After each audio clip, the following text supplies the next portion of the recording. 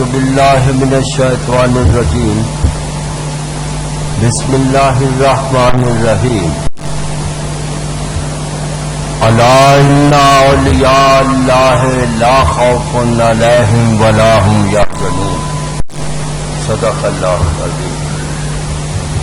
میرے واجب الاحترام بزرگوں، دوستوں اور بھائیوں،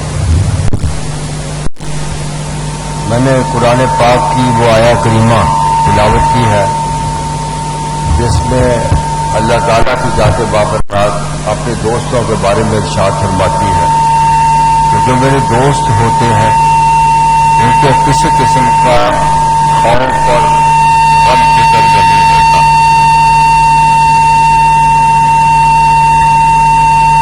پہلے دو جمعے میں نے سیدنا عبدالقادر جیلانی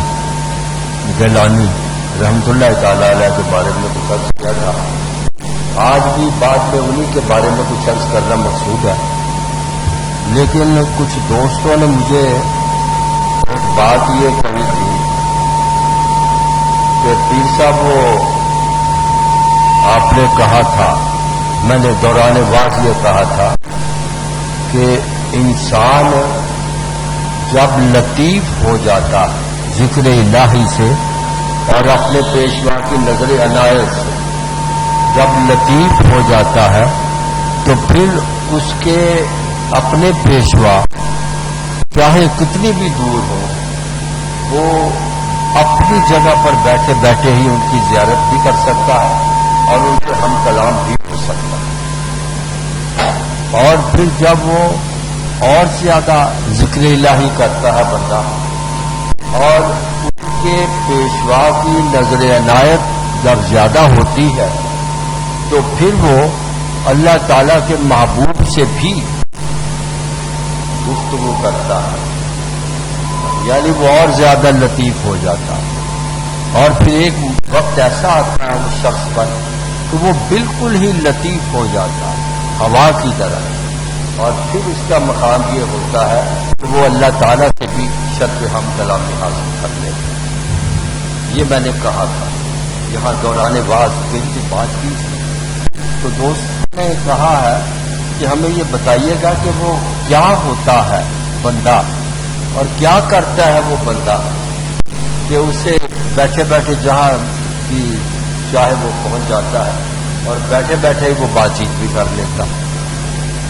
آج اس کے بارے میں مختصر سے وقت میں کچھ یہ بیان کرنے کی کوشش کروں گا تاکہ ہمیں یہ پتہ چلے کہ اللہ نے یہ بندہ بنایا ہے، بندہ تخلیق کیا ہے، اس کو اشرف المخلوقات یوں ہی نہیں اس نے قرار دیا، باقی اور بھی جتنی مخلوق ہے، جنات ہے اور مخلوق سیاروں پہ جو ہے انسان نما، ان کو تو رب نے نہیں فرمایا کہ یہ اشرف المخلوقات ہے، تو حضرت انسان کو فرمایا کہ یہ تو اشرف المخلوقات ہے، اور حضرت انسان کو ہی یہ مقام اللہ تعالیٰ کی ذات بابرکات نے عطا فرمایا کہ وہ اپنے پیشوا سے بھی، اللہ تعالیٰ کے محبوب سے بھی اور رب تعالیٰ سے بھی وہ شرف حق کلامی حاصل کرتا ہے۔ دیکھیے دوستو، بات یہ ہے کہ ہم انسان ہیں، یعنی میں آپ دوستوں کے بارے میں نہیں کہہ رہا، میں اپنے بارے میں کہہ رہا ہوں کہ میں بھی انسان ہوں۔ تو انسان ہونے کے ناطے سے انسان چاہے کسی بھی مقام پہ جا پہنچے سوائے انبیاء کرام کے، کسی بھی مقام پہ جا پہنچے اس سے چھوٹے موٹے گناہ لغزشیں ہوتی رہتی، خطائیں اس سے ہوتی رہتی، کیونکہ وہ فرشتہ تو نہیں نا، ہے تو انسان ہی، تو جب انسان ہے تو انسان سے خطا ہوگی۔ تو اب یہ آپ یہ دیکھیے گا، میں نے عرض کیا کرتا ہوں کہ اللہ تعالیٰ نے قرآن پاک واضح طور پہ فرماتا ہے کہ یہ جو حضرت انسان ہے، انسان جو ہے اس کو ہم نے اشرف بنایا، سب مخلوق سے سب سے بہتر بنایا، اور باقی جو مخلوق ہے وہ اتنی افضل نہیں جتنی حضرت انسان ہے۔ تو اب اللہ تعالیٰ نے میں عرض کیا کرتا ہوں کہ اللہ تعالیٰ کی ذات بابرکات نے کرم یہ کیا حضرت انسان پہ اور اشرف المخلوقات پہ کہ ان کا نام اللہ تعالیٰ نے رکھ دیا مسلمان یا مسلم. ہم الحمدللہ مسلمان ہیں. ہم اللہ تعالیٰ نے ہمارا نام مسلمان رکھا، مسلم رکھا، ہم مسلم ہیں.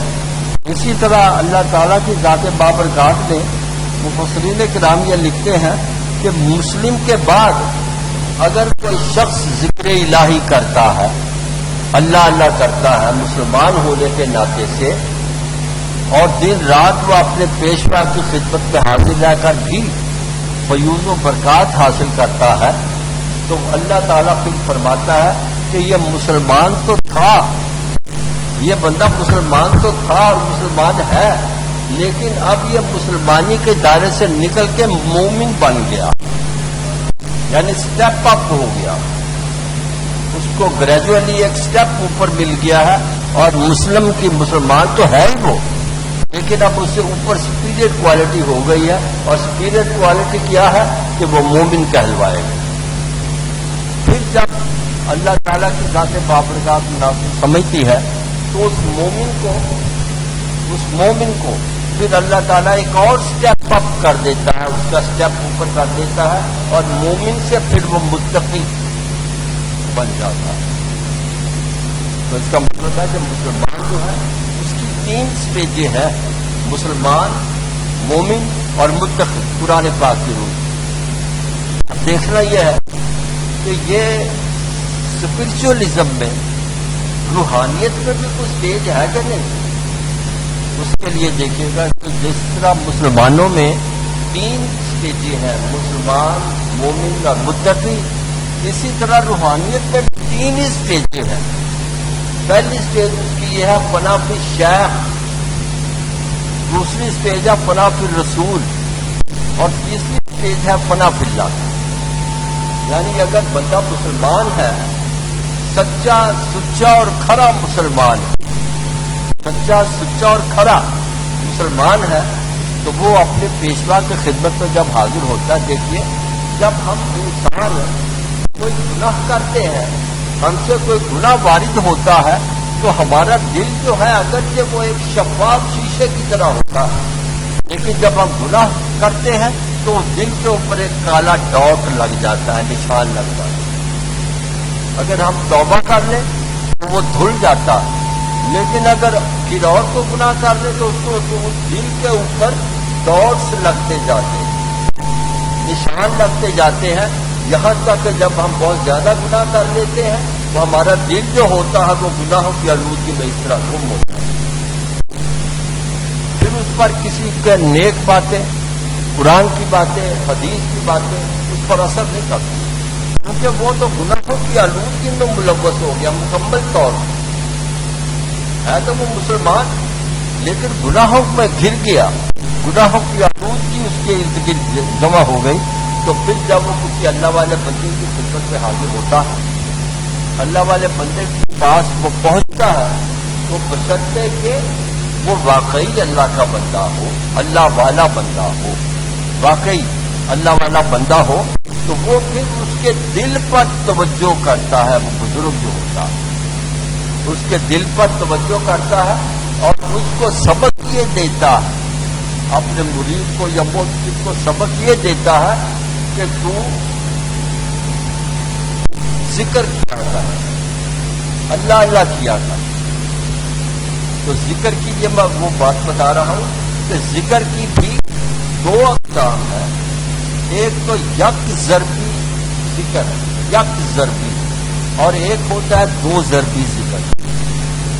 یک ضربی ذکر کیا ہے؟ یعنی پیشوا یہ بتاتا ہے اپنے مرید کو کہ تم کہو اللہ. ہم تو منہ سامنے کر کے اللہ کہتے ہیں نا، وہ اللہ اس طرح نہیں، بلکہ اس کو کسی طریقے اور سلیقے سے اللہ کہو. طریقے اور سلیقے سے اللہ کہو. تو وہ پھر طریقہ کیا بتاتے ہیں بزرگ بندے جو ہوتے ہیں کہ تم اپنا چہرہ آسمان کی طرف اٹھاؤ، اور کہو اللہ۔ اللہ جب وہ کہے گا تو اللہ کی ضرب جو ہے وہ اس کے دل پر پڑے گی۔ اللہ جب انسان کہے گا یہ ایک ضرب ہے، پھر جب وہ اس پہ مہارت اختیار کر جائے گا تو پھر وہ اس کو بتاتے ہیں کہ تم اب دو ضربی ذکر کرو۔ وہ کیا؟ لا الہ، لا الہ الا اللہ۔ وہ الا اللہ کی ضرب جو ہے اپنے دل کے اوپر لگاؤ۔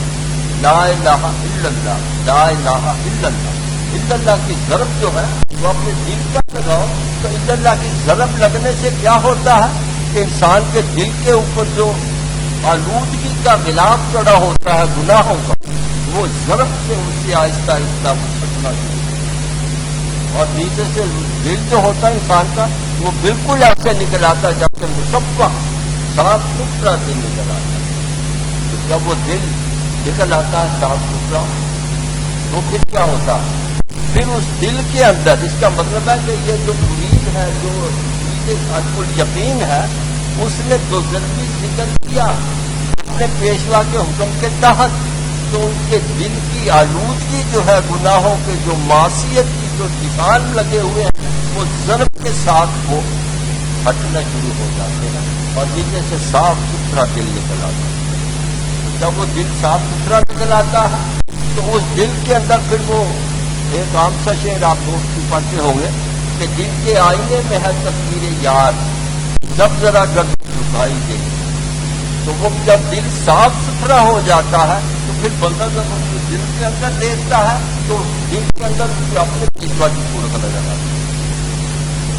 دل صاف ہو گیا، آلودگی ختم ہو گئی، اپنے پیشوا کا چہرہ نظر آ گیا، تو جب اس کے اندر اپنے پیشوا کا چہرہ نظر آئے گا تو ہم کہیں گے کہ یہ ہے تو بندہ، ہے تو مسلمان بندہ ہے، لیکن یہ اپنا بھی شیخ کے مقام پہ جا پہنچا۔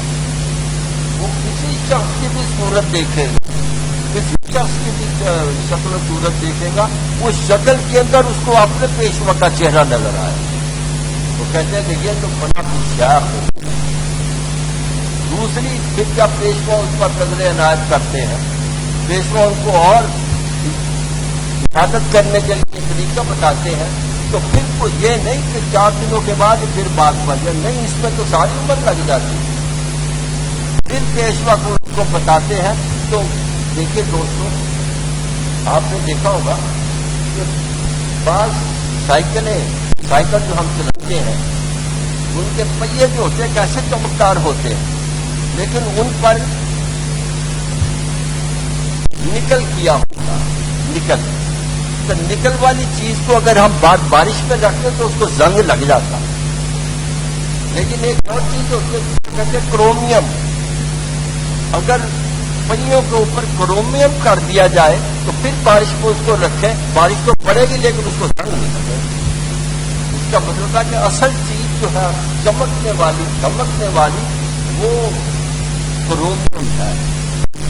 تو انسان کا دل جو ہوتا ہے پہلے تو وہ زنگ آلود ہوتا ہے، تو جب پیشوا کی نظر پڑتی ہے، پڑھاتے ہیں تو اس پر سے چھٹ جاتا ہے زنگ، اور اس کے اندر اپنے پیشوا کی شکل نظر آتی ہے۔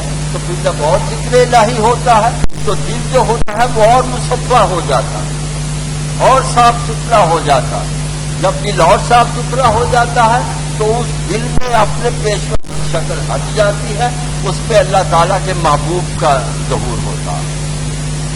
اللہ تعالیٰ کے محبوب کی شبیہ مبارک اسی دل کے اندر ظاہر ہوتی ہے۔ جب وہ بندہ پھر دیکھتا ہے تو بڑا خوش ہوتا ہے کہ میرے پیشوا تو ہے ہی، لیکن اب تو اللہ تعالیٰ کے محبوب کا چہرہ نظر آنے لگتا ہے۔ تو پھر ہم کہتے ہیں کہ بندہ جب اپنے پیشوا کو دیکھتا ہے تو وہ لطیف ہوتا ہے۔ جب حضور علیہ السلام کے دل کے اندر وہ زیارت فرماتا ہے وہ اس سے بھی زیادہ لطیف ہو جاتا ہے، اور پھر جب اور نظر عنایت اس پر ہوتی ہے، وہ اور ان کو سبق دیتے ہیں، پڑھاتے ہیں، تو یہ جو دل ہوتا ہے اس کے اوپر وہ کرومیم کی شکل آتا ہے، پھر اس کو زنگ نہیں لگتا۔ تو پھر جب 5 سالوں کے بعد اپنے دل کی طرف توجہ کرتا ہے تو اس میں اللہ تعالیٰ کے محبوب کی شفیع مبارک جو ہوتی ہے وہ بھی ہٹ جاتی ہے، پھر کیا ہوتا ہے؟ پھر اللہ تعالیٰ کی تجلیات کا ضرور ہوتا ہے، دل تو وہی ہے لیکن اس کی کیفیت بدلتی جاتی ہے۔ پہلے فنا فی شیخ کے مقام پہ انسان پہنچتا ہے، پھر فنا فی رسول کے مقام پر انسان پہنچتا ہے، اور پھر فنا فی اللہ کے مقام پر پہنچتا ہے۔ ہماری گھروں میں عورتیں جو ہے وہ اپنے بچوں کو بدعا دیتی ہیں نا، جب تو پتہ کیا کہتی ہیں؟ کیا دفعہ ہو فنا فی اللہ ہو جائے۔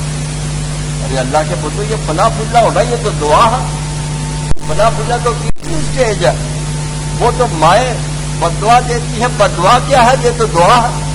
اس لیے کر کے ہمیں اپنی ماؤں کی ان باتوں پر کچھ افسوس نہیں کرنا چاہیے، وہ تو ان پڑھ کے بات کرتی ہیں لیکن وہ ہمارے لیے ہاتھ میں بہتر ہوتی ہے۔ یہ ہے کہ جو بندہ سب سے پہلے اللہ تعالیٰ کے زیارت کرنا چاہے گا وہ سب سے پہلے فنا فی شیخ کا مقام حاصل کرے گا، اس کے بعد فنا فی رسول کا مقام حاصل کرے گا، اور اس کے بعد پھر وہ فنا فی اللہ کا مقام حاصل کرے گا۔ تو جب انسان فنا کے مقام پہ پہنچ جاتا ہے، چاہے وہ فنا فی شیخ ہو، چاہے فنا فی رسول ہو، چاہے فنا فی اللہ ہو، کسی فنا کے مقام پہ پہنچ جاتا ہے تو پھر وہ اس کے بارے میں حضرت شیخ صاحب شیرازی رحمۃ اللہ تعالی علیہ ارشاد فرماتے ہیں کہ آدمی دیدس باقی پوستس، کہ انسان کا مطمع نظر یہ ہونا چاہیے کہ وہ اپنے پیشوا کی، اللہ کے محبوب کی، اللہ کی زیارت کرے، اس کی دید کرے، اور اگر اس کے اندر یہ کیفیت نہیں پائی جاتی تو وہ کیا ہے؟ پوستس، وہ چھلکا ہے۔ بادام توڑ کے بادام کھا لو اور چھلکا بات گلی میں کھائے، ایسے بندوں کو کیا کرنا؟ حضرت شیخ صاحب فرماتے ہیں ایسے بندے کو کیا کرنا کہ جو اپنے پیشوا کی، جو اللہ کے محبوب کی، جو اللہ کی زیارت نہ کر سکے، جو آنکھیں جو اور دل اس کا، وہ بندہ کیسا؟ آدمی دیدس باقی پوستس، اور دید باشد کے دیدے دوستس۔ دیکھنا تو اس کو کہتے ہیں کہ اپنے پیشوا کو دیکھو، دیکھنا تو اس کو کہتے ہیں کہ اللہ کے محبوب کو دیکھو، دیکھنا تو اس کو کہتے ہیں کہ رب کی زیارت کو، یہ ہے دیکھنا۔ اس لیے شاہ صاحب فرماتے ہیں کہ آدمی دیدس باقی پوستس، اور دید باشد کے دیدے دوستس۔ ہم تو تڑپتے رہتے ہیں ہاتھ جوڑ جوڑ کے، یا اللہ ہمیں جنت میں جگہ دینا، یا اللہ ہمیں دوزخ میں نہ پہنچانا، یا اللہ دوزخ ہم سے پرے ہو جائے، یا اللہ آخرت کے دن اپنے کرم فرمانا، اپنے محبوب کے صدقے میں ہم کو جنت میں جگہ عطا فرمانا۔ تو جب بندہ فنا فی شیخ، فنا فی رسول اور فنا فی اللہ کے مقام پر پہنچتا ہے تو وہ کہتا ہے کیا؟ گھر کے جنت تک تجلی ہائے اوس، یا اللہ تیری جنت جو ہے وہ تو تیری تجلیوں میں سے ایک تجلی ہے، یوں کر کے تو نے تجلی کی دوزخ بنا دی، دوسری تجلی کی جنت بنا دی، تیسری تجلی کی آسمان بنا دی، چوتھی تجلی کی سورج بنا دیا، پانچویں تجلی کی چاند بنا دیا، چھٹی تجلی کی ستارے بنا دیے، ساتویں تجلی کی زمین بنا دی، آٹھویں تجلی تو نے کی تو پہاڑ بنا دیے۔ یا اللہ تیری ساری اتنی تجلیاں ہیں تو ہم کو کیسا سکھا جنت میں؟ کیونکہ فلاں کے مقام پہ پہنچ گیا نا بندہ، تو رب کہتا ہے کہ اب میرے بندے تو نے بڑا کر لیا، بڑی محنت کی، اب تو جا جنت میں۔ وہ کہتا میں جنت میں جا کے کیا کروں گا؟ رب کہتا جنت کے لیے تو ساری دنیا ترستی ہے کہ یا اللہ میں دوزخ سے محفوظ پڑ رہا ہے، جنت میں بھیج۔ تو تم کو میں کہتا تو جنت میں جا بغیر حساب کر تو میں جا رہا ہی ہے۔ وہ بندہ کہتا یا اللہ کو کہ جنت دست تجلی ہائے اوس، جان نیا شاید قدوسی دار دوست۔ یا اللہ تو ہمیں جنت دے کے کیا ڈال رہا؟ تیری ایک تجلی ہے۔ رب پوچھتا پھر کیا کہتا ہے؟ پھر میں یہ کہتا ہوں کہ مجھے اپنا دیدار عطا فرما۔ یہ بات ہے بنا کہ جنت مل کے میں کیا کروں گا جنت میں؟ تو یہ انسان کا اصل مقام جو ہے وہ یہ ہے کہ وہ جنت کو بھی قبول نہ کرے۔ کیا کرے گا جنت کو قبول کر کے؟ وہ تو اللہ کی ایک تجلی ہے۔ رب ارشاد فرماتا ہے، دیکھیے رب کی بات دیکھیے، ہم دوزخ سے پناہ مانگتے ہیں، جنت اسے طلب کرتے ہیں۔ رب ارشاد فرماتا ہے کیا لوگوں جب تم عبادت کرنے کے بعد دعا مانگتے ہو نا تو یہ کہتے ہو کہ یا اللہ مجھے دوزخ سے بچا، یا اللہ میرے کاروبار میں برکت اور ترقی عطا فرما، یا اللہ میرے دفتری کام میں سہولت عطا فرما، یا اللہ میرے بچوں کو تو بڑا کر دے، یا اللہ میرے بچوں کو نیک بنا، یا اللہ میری بیوی کو نیک بنا، یا اللہ میرے عزیز و اقارب کو نیک بنا، آمین۔ ہم یہی دعا کرتے ہیں تو رب ارشاد فرماتا ہے، حدیث قدسی کے الفاظ یہ رب فرماتا ہے کہ اے میرے رب نے فرمایا بھولے بندے، اے میرے بھولے بندے تو مجھ سے کیا مانگتا ہے؟ اس کا مطلب ہے یہ تو چیزیں مانگ رہا ہے مجھ سے یہ مجھ سے بہتر ہے، جب تو مانگ رہا ہے تو تم مجھ سے مجھے کو کیوں نہیں مانگتا؟ یا اللہ تو یہ بندے تو یہ کیوں نہیں کہتا کہ یا اللہ تو میرا ہو جا، تو جب میں تیرا ہو جاؤں گا تو ساری چیزیں تیری تیری۔ یہ رب حدیث قدسی کے الفاظ ہے، اور ہم نے تو کبھی نہیں اللہ سے مانگا، اللہ سے وہ اس لیے نہیں مانگا کہ ہمارا مکان کچھ نہیں بنتا نا، ہمارے تو ڈاٹس پڑے گا دل کے اوپر، جب ڈاٹس دور ہو جائے تو پھر ہم اللہ کو کہہ سکتے ہیں کہ یا اللہ تو ہمارا ہو جائے، تو جب اللہ ہی اپنا ہو گیا تو ساری بات ہی اپنی۔ تو اس کہنے کا مطلب ہے رب کی ذات بابرکات جو ہے وہ بڑی غفور الرحیم ہے، بڑی کریم ہے، ستار ہے، غفار ہے، سب کچھ وہ کرتی ہے، اور اپنے جو نیک پھر بندے ہو جاتے ہیں جن کو وہ اپنی زیارت میں بلاتا ہے تو ان سے بڑے جس کو پنجابی میں کہتے ہیں چول بول کی باتیں بھی کرتا رہتا ہے، یار بن جاتا نا، تو یار سے یاریوں والی بات ہی کرتا۔ میں نے یہاں ذکر کیا تھا کچھ عرصہ ہوا، اور وہ ہستی مدفون ہے حیدرآباد سندھ میں، ہمارے پاکستان میں حیدرآباد سندھ ہے، وہاں وہ ہستی ہے، ان کا نام حضرت احمد جام بندہ پیل، اس ہستی کا نام احمد جام بندہ پیل، وہ ہستی حیدرآباد سندھ میں۔ جب وہ ظاہری طور پر دنیا میں تشریف رکھتی تھی تو دیکھیے آپ دوست بھی بیٹھے ساتھ میں ٹوپیاں پہنی ہوئی نماز کے لیے، انہوں نے بھی وضو کیا تو ساتھ میں ٹوپی پہنی، نمازوں پڑھنی ہے۔ حضرت احمد جام بندہ پیل نے دیکھیے رب کیسے لاڈ کرتا ہے اپنے دوستوں سے، سر پہ ٹوپی پہنی تو وہ اس وقت شیشے تو نہیں تھے نا، آئینے جو ہوتے ہیں مرر، شیشے تو نہیں تھے، وہ ٹوپی پہنی تو وہ ذرا یوں کر کے ٹیڑھی ہو گئی، سر پہ ٹوپی ٹیڑھی ہو گئی، وہ شیشہ ہوتا تھا وہ دیکھ لیتے نا، ہم تو دیکھ لیتے ہماری ٹوپی سیدھی ہے کہ ٹیڑھی ہے، وہ ٹوپی ذرا ٹیڑھی ہو گئی، تو جب وہ جائے نماز پہ آگے کھڑے ہوئے احمد جام بندہ پیل رحمۃ اللہ تعالیٰ علیہ تو ایک دم ندائے غائب آئی کہ احمد جام آج تو بڑے پیارے لگتے ہیں۔ یہ ہر بندے سے گفتگو رب کی، یہ فنا فی اللہ کے مقام والی بات ہے، احمد جام آج تو بڑے پیارے لگتے ہو، عرض کیا یا اللہ کیسے؟ کہا میں نے سر پہ جو ٹوپی رکھی ہے وہ ٹیڑھی یوں کرتی ہو گئی کہ پیارے ہو، تو عرض کیا یا اللہ پھر میں تو نہ پیارا ہوا، پیاری تو ٹوپی ہوئی نا جس کی وجہ سے میں پیارا ہو گیا۔ دیکھیے رب سے ایسی باتیں کرتی ہے بندہ کے بندے جو ہوتے ہیں، یا اللہ پھر میں تو نہ پیارا ہوا، پیارا تو میری ٹوپی ہوئی، تو پھر ٹوپی پیاری ہے۔ تو رب نے ساتھ فرمایا بھیا کہ میری بات کو جھٹلا رہا، میں کہا تو پیارا لگتا، تو کہتا نہیں ٹوپی پیاری لگتی ہے، میں بتاؤں لوگوں کو تیرے بارے میں؟ یا اللہ کیا بتاؤں؟ میں یہ بتاؤں گا کہ دیکھو یہ احمد جام بندہ پیر جو ہے رات کو اٹھ کے روتا ہے میری بارگاہ میں، آہوازاریاں کرتا ہے، آنسو بہاتا ہے، اور دن کو نہا دھو کے صاف کپڑے پہن کے پیر بن کے بیٹھ جاتا ہے، میں بتاؤں لوگوں کو؟ کیا یا اللہ تو کہتا تھا تو میرا یار ہے، اب آپ بھی کہتا ہوں میرا یار ہے، میں لوگوں کو بتا دوں گا میرا یار رات کو یہ کرتا ہے۔ احمد جام بندہ پیر نے کیا یا اللہ اگر تو میرے بارے میں لوگوں کو بتا دے گا میں بھی تیرے بارے میں لوگوں کو بتا دوں، بھائی یار رہنا تو باتوں سے ایسی کریں گے نا، میں بھی تیرے بارے میں لوگوں کو بتا دوں گا۔ احمد جان کیا بتاؤ گے؟ میں یہ بتا دوں گا کہ رب جو ہے وہ غفور ہے، رحیم ہے، کریم ہے، ستار ہے، غفار ہے، اس نے کسی کو دوزخ میں ڈالنا ہی نہیں چاہتا، کوئی بھی گناہ کر جس نے مرضی گناہ کر۔ ندائے غائب آئی، یا تو میرا یار ہے نا احمد جان، ہاں جی، یا تو میری بات اپنے تک رکھ، میں تیری بات اپنے تک رکھتا ہوں، تو لوگوں کو مت بتانا کہ میں تو یہ یاری تو ایسی ہوتی ہے نا. اور پھر یار وہ ہوتے ہیں کہ جو ہے موقع کی بات کرتے ہیں. رب یار ہر ایک کو تو نہیں بناتا نا. تو میں یہ بتا رہا تھا کہ جب بندہ مسلمان ہوتا ہے تو وہ فلاں شیخ ہوتا ہے. جب بندہ مومن بن جاتا ہے وہ فلاں رسول کے مقام پہ بھی پہنچ سکتا ہے. اور جب بندہ متقی بن جاتا ہے تو وہ فلاں اللہ کے مقام پر بھی پہنچ جاتا ہے. یہ دوستوں نے مجھ سے سوال کیا تھا, میں نے اس کا مختصر تھا سوال آپ دوستوں کی خدمت کیا ہے. تو آپ دوستوں دیکھیے گا,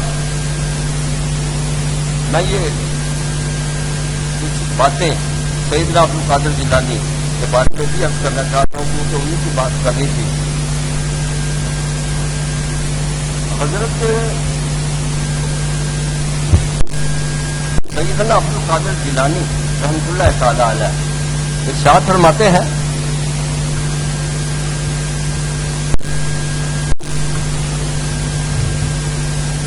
سیدنا عبد القادر جیلانی رحمۃ اللہ تعالی علیہ کا ارشاد گرامی ہے.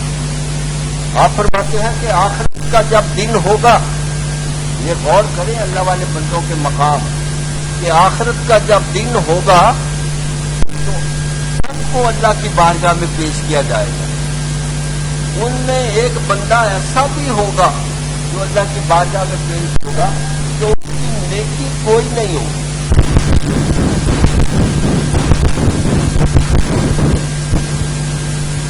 کسی اللہ والے بندے سے نسبت کی, یعنی تو نے کسی بزرگ کے ہاتھ پر بیٹھ کی ہوئی تھی, وہ کہے گا جی نہیں میں نے بیٹھ کی تھی. میری کسی بزرگ بندے سے نسبت کی جناب نہیں تھی. رب ارشاد فرمائے گا کیا تو نے کسی اللہ والے بندے کی زیارت کی تھی؟ کہ نہیں میں نے نہیں کی تھی. پھر رب ارشاد فرمائے گا کبھی تو نے میرے کسی بزرگ شخصیت کا نام سنا تھا؟ وہ عرض کرے گا جی ہاں سنا, کہ یہ بزرگ بندہ ہے. تو تجھے اس پر یقین آ گیا تھا کہ وہ واقعی بزرگ بندہ ہے؟ سیدنا عبد القادر جیلانی صاحب فرماتے ہیں کہ تجھے اس پر یقین آ گیا تھا کہ وہ واقعی میرا نیک بندہ ہے؟ جی ہاں مجھے یقین آ گیا تھا. تو رب ارشاد فرمائے گا کہ تیرے اس یقین کی وجہ سے اور ہم نے اس بزرگ بندے کے صدقے میں تم کو جنت عطا کر دی, دوزخ سے نجات ہو. اب آپ غور کیجیے گا کہ اللہ کے بزرگ شخصیتوں کا قدرت نے کیا مقام رکھا ہے, تو ان کے توسط سے جنتیں ملتی ہیں. تو جن کو اللہ تعالیٰ یہ مقام عطا فرمائے بڑی بات ہوتی ہے کہ اللہ تعالیٰ ہم سب کو یہ عطا فرمائے. سیدنا عبد القادر جیلانی ارشاد فرماتے ہیں کہ میں اپنے پیر صاحب کی خدمت میں حاضر تھا. سیدنا عبد القادر جیلانی رحمۃ اللہ تعالیٰ علیہ کے پیر میں اس پر نامی ہے حضرت شیخ ابو سعید رحمۃ اللہ تعالیٰ علیہ. فرماتے ہیں کہ میں اپنے پیشوا کی خدمت میں حاضر تھا, بہت سے بندے بیٹھے ہوئے تھے, ایک بندہ اور نیا آ گیا. ایک بندہ آ گیا تو اس نے آ کے عرض کیا کہ جناب کمال ہے, میں نے فلاں بزرگ کو دیکھا ہے وہ پانی پر چلتے ہیں بزرگ. جناب یہ تو بڑے کمال کی بات ہے. اس بندے نے کہا کہ ایک بزرگ کو میں نے دیکھا جو پانی پر چلتے ہیں, جناب یہ تو بڑے کمال کی بات ہے. تو فرماتے ہیں میرے پیشوا نے ارشاد فرمایا اس میں کمال کی بات تو کوئی نہیں, پانی پر تو مچھلیاں بھی چلتی ہیں اور مینڈک بھی چلتے ہیں. بندے نے کیا کمال کر لی؟ اس شخص نے کہا کہ جناب وہ بات یہ ہے کہ ایک اور کمال اس میں ہے. وہ کیا ہے؟ وہ کہا کہ وہ یہ ہے کہ وہ ہاتھ مارتا ہے اور اڑنا شروع کر دیتا ہے. فرماتے میرے پیشوا کو بندہ کہہ رہا ہے وہ بزرگ ہاتھ مارتے ہیں جب ہوا میں تو اڑنا شروع کر دیتے ہیں. تو میرے پیشوا نے ارشاد فرمایا کہ اس میں کمال کی بات تو کوئی نہیں, پرندے بھی ہوا میں اڑتے, اس میں کیا کمال ہے؟ کہا وہ بندہ جو ہے نا وہ آنند فانند آنکھ جھپکنے کی دیر میں مشرق سے مغرب کا شمال سے جنوب کو طے کر جاتا ہے. تو آپ فرماتے ہیں میرے پیشوا نے ارشاد فرمایا کہ اس میں کمال کی بات کیا ہے, یہ کام تو شیطان بھی کرتا ہے, آنند فانند اڑتا ہے اور اس جگہ سے دوسری جگہ پہ چلا جاتا ہے. تو اس بندے نے پوچھا کہ پھر جناب چلو اگر یہ کمال نہیں ہے تو پھر کیا کمال ہے؟ کمال کیا ہے انسان کا؟ تو فرماتے ہیں میرے پیشوا نے ارشاد فرمایا ان تکون فی الظاہر مال خلق, بالباطن مال حق کہ ظاہری طور پر وہ دنیا میں لوگوں کے ساتھ رہے، لیکن باطنی طور پر اس کی توجہ جو ہے، اس کی نگاہ جو ہے اللہ تعالیٰ کی طرف، یہ کمال ہے۔ کیونکہ جو پھر دنیا میں رہ کے دنیا کی رنگینیوں میں گم ہو جاتا ہے، وہ پھر اللہ کو بہت پوچھتا ہے، اللہ کو نہیں پوچھتا۔ اسی وجہ کر کے آپ نے کیا فرمایا کہ حق جو ہے وہ یہ ہے، کمال جو ہے وہ یہ ہے۔ سیدنا عبدالقادر جیلانی کے بڑے صاحبزادے حضرت شیخ الاکبر بڑے بیٹے سیدنا عبدالقادر جیلانی رحمۃ اللہ تعالی علیہ، وہ تفسیر اسرار التوحید ہے، اس میں وہ فرماتے ہیں کہ میں رات کو اپنے وظائف سے فارغ ہو کے سویا، تو سوتے ہی میں نے دیکھا کہ ایک بہت بڑا جنگل ہے بہت بڑا، اور اس جنگل کے اندر ایک چبوترا بنا ہوا جیسا گول چبوترا بنا ہوا جنگل کے اندر۔ تو میں نے دیکھا کہ اس چبوترے کے اوپر کالی کمری والے کی ذات گرامی تشریف فرما،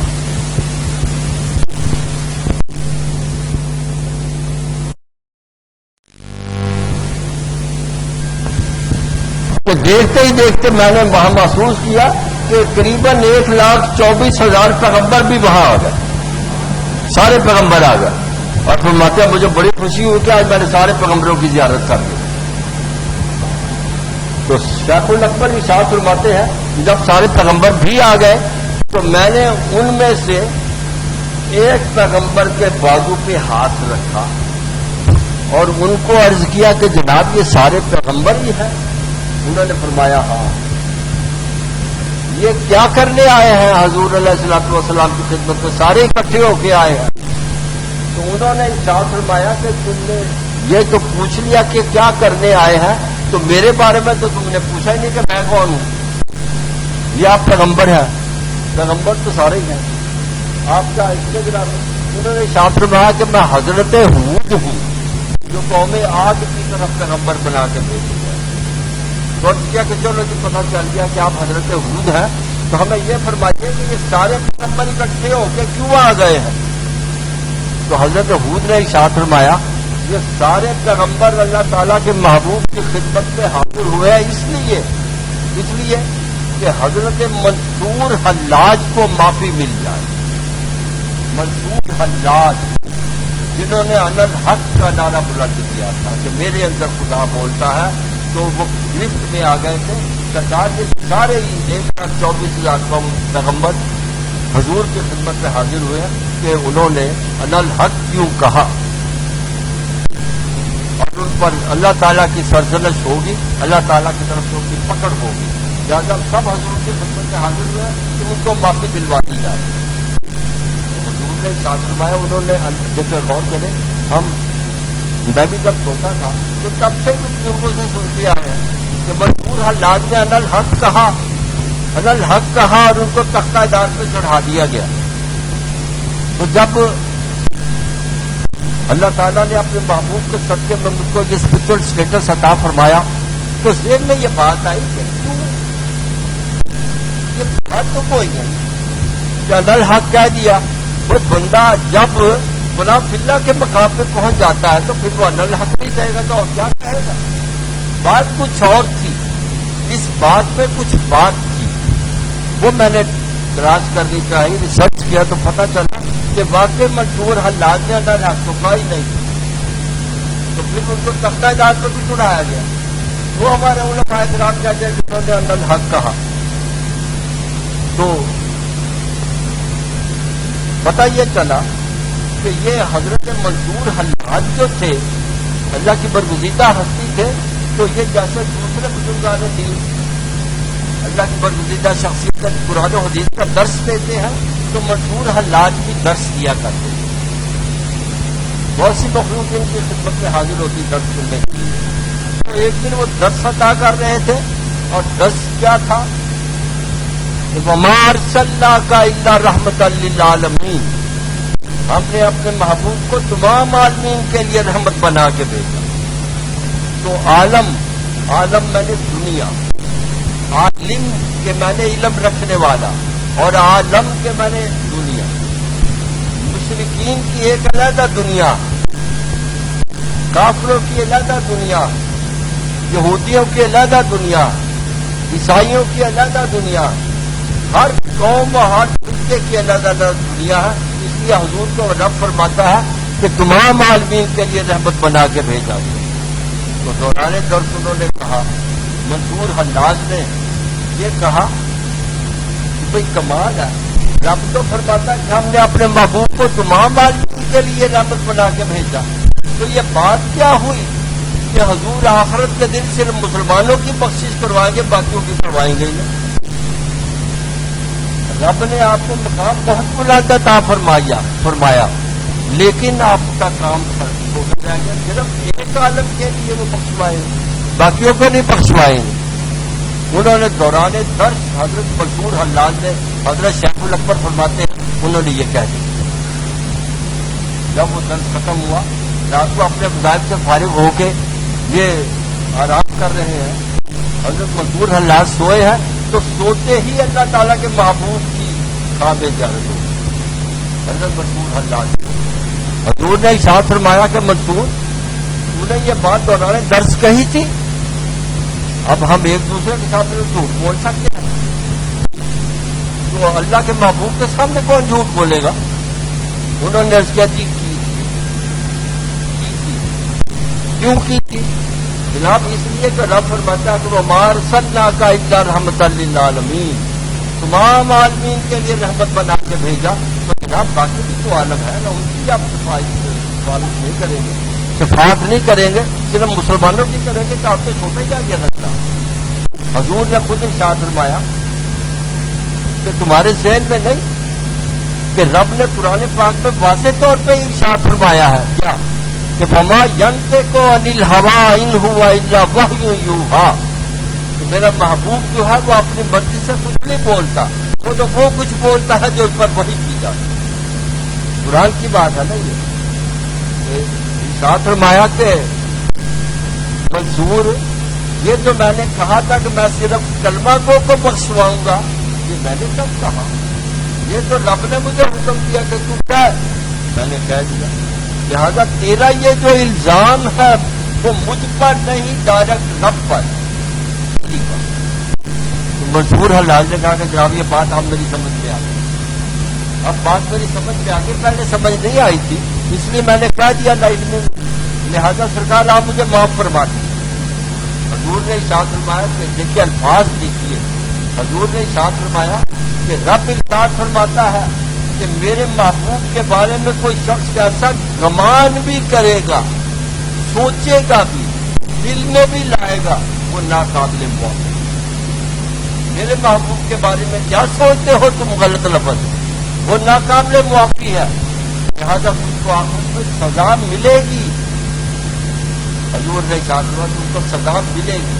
فرض کیا کہ سرکار کو بات یہ ہے کہ کوئی طریقہ ایسا ہو کہ مجھے یہی سزا مل جائے، آخرت کی سزا تو برداشت نہیں ہوگی نا، یہی مجھے سزا مل جائے. تو حضور نے ارشاد فرمایا کہ کل جب تم درس دو تو درس کے دوران یہ کہہ دینا انا الحق، پھر اس وقت نعرہ مارنا. لوگ کہیں گے کہ پیر صاحب کو کیا ہو گیا، یہ کہتے ہیں میرے اندر خدا بولتا ہے، اور تمہارے چیزوں کے ٹکڑے ٹکڑے کر کے جائیں گے، پھر تمہاری سزا جو ہے وہ تم پر شروع ہو جائے گی، پھر تم کو آخرت میں واپس ہو جائے گی. مجھے ارشاد رحمۃ اللہ تعالیٰ علیہ جو ہے وہ اس کے بارے میں بات ارشاد فرماتے ہیں. اب دیکھیں دوستوں بات یہ ہے کہ اللہ کی برگزیدہ ہستیاں جو ہوتی ہیں وہ بڑے کمال کی ہستیاں ہوتی ہیں. سیدنا عبد القادر جیلانی رحمۃ اللہ تعالیٰ علیہ کا یہ معمول تھا کہ وہ ہر چاند کے مہینے کی 10 تاریخ کو، ہر چاند کے مہینے کی 10 تاریخ کو اور 11ویں رات آ گئی اپنے مدرسے میں بغداد شریف میں تشریف لاتے، نماز پڑھاتے، لوگوں کو تسلیم کرتے، کی محفل ہوتی. آپ نے عشاء کی جماعت کروا دی، دعا مانگنے لگے. جب سیدنا عبد القادر جیلانی رحمۃ اللہ تعالیٰ علیہ جب دعا مانگنے لگے تو ایک نوجوان سا لڑکا وہ بھاگا ہوا آیا آپ کی خدمت میں. لڑکیاں تو سرکار پہلے میری بات سن لیجیے کہ دعا بعد میں اس لڑکے نے سیدنا عبد القادر جیلانی کو سرکار پہلے میری بات سن لیجیے دعا بعد میں مانگ سب لوگ وہاں بیٹھے انہوں نے کہا یار تیری بت بڑی ہے وہ سیدنا عبد القادر جیلانی ہے بہت سی آؤ تو سوال ان کو دعا تو مانگ لے تو بعد میں تمہاری بات سن لے پہلے میری بات سن سیدنا عبد القادر جیلانی لکھا ہے تفصیل کا مسکرا دیے تو ارشاد ہوا کہ ایسا کہتا تو بات کیا کہہ وہ لڑکے نے کیا کہا لڑکے نے عرض کیا تو سرکار صبح دن نکلے گا تو میری بارات ہے میری شادی ہونی ہے میری شادی ہے صبح تو لڑکی والوں نے ابھی پیغام بھیجا ہے کہ ہمارا خیال تھا کہ لڑکا جو ہے وہ حافظ قرآن ہے تو جناب میں تو قرآن شریف بھی نہیں پڑھا ہوا تو لڑکی والوں نے رشتہ دینے سے انکار کر دیا آپ نے فرمایا کہ میں بیٹھ گیا تو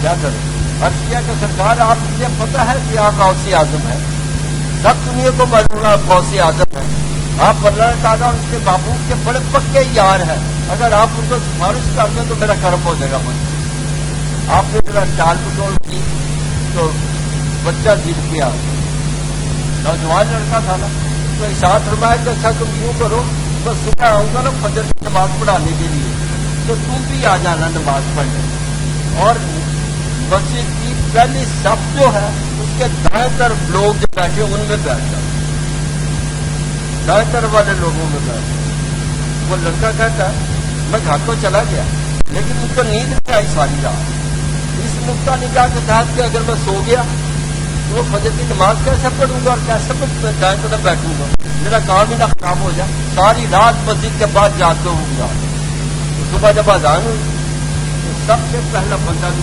مسجد میں داخل ہو لڑکا اور پہلی صف میں دائیں طرف آئے معلوم لوگ آنے شروع ہوئے سیدنا عبد القادر جیلانی نے جماعت کروا دی تو اور دعانی مانگی تو ارشاد فرمایا کہ رات کو ایک نوجوان سا لڑکا آیا تھا وہ نماز پڑھنے آیا کہ نہیں اس نے سامنے سے بیٹھ سرکار آپ نے فرمایا دائیں طرف میں بیٹھا ہوں آپ نے ارشاد فرمایا پھر تو میرے پاس دائیں بات کے قریب آ جائے بات کے قریب آ جائے تو آپ نے ارشاد فرمایا یا تجھے کچھ قرآن شریف یاد ہے سرکار میں تو پڑھا ہوا ہی نہیں تو یاد کیا ہوگا آپ نے ارشاد فرمایا کہ اچھا شروع کر 15ویں پارہ آغاز سے پڑھنا شروع کر دیں سرکار میں تو پڑھا ہوا ہی نہیں آپ نے فرمایا تو پڑھ تو صحیح بچہ سامنے بیٹھا ساری مخلوق دیکھ لیا اس نے پڑھنا شروع کر دیا کیا سبحان الذی اسری بعبدہ لیلا من المسجد الحرام الی المسجد الاقصی